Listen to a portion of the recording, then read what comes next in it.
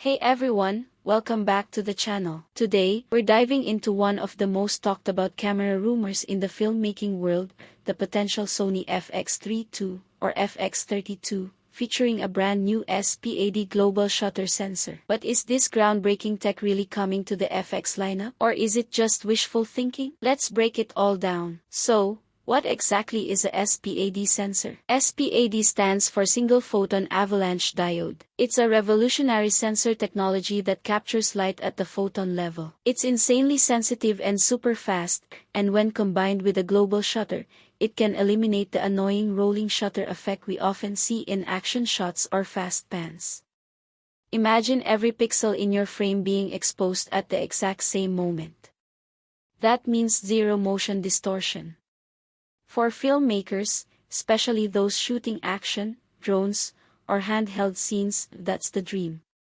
But here's the problem: this tech sounds amazing on paper, but it's not ready for compact cinema cameras just yet.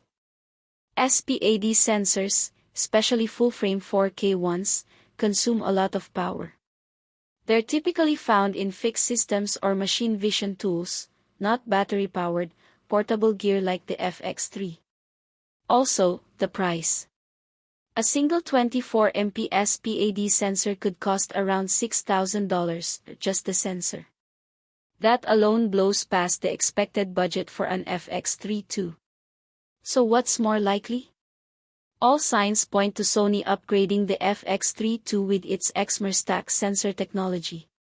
This is their newer two-layer pixel structure that separates the photodiode and the transistor. The result? Faster readout speeds, improved low-light performance, and much better dynamic range, all essential for video creators. Now, it doesn't give you a full global shutter, but it significantly reduces rolling shutter effects, which is already a big win for indie filmmakers and solo shooters. Even if Sony could overcome the power and cost hurdles, SPAD has another issue: it resets often. During these resets, it can't capture incoming light, which lowers its overall efficiency for continuous shooting.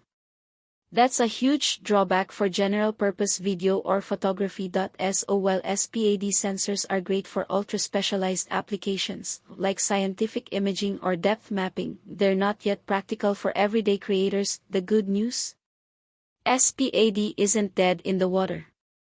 It's more likely we'll see this sensor tech in Sony's Venice line, or maybe in a successor to the FX9, cameras built for Hollywood, where power, size, and cost are less of a concern. These high-end cinema tools could actually benefit from SPAD's precision and low-light prowess. So, is the Sony FX3 II getting a SPAD sensor with global shutter? Probably not. But that's okay. Because what it is getting, a stacked Exmor sensor, still brings real-world performance boosts that matter: cleaner images, faster processing, and better low-light performance. It's a smart evolution of a camera built for creators, not labs. The SPAD revolution might come later, but for now, Sony's sticking with practical, powerful tech that actually works today. What do you think? Would you pay more for a global shutter FX3? Or are you happy with better Exmor performance? Drop your thoughts in the comments below. Don't forget to like, subscribe, and hit that bell if you want more deep dives into the future of filmmaking tech. Thanks for watching. See you in the next one.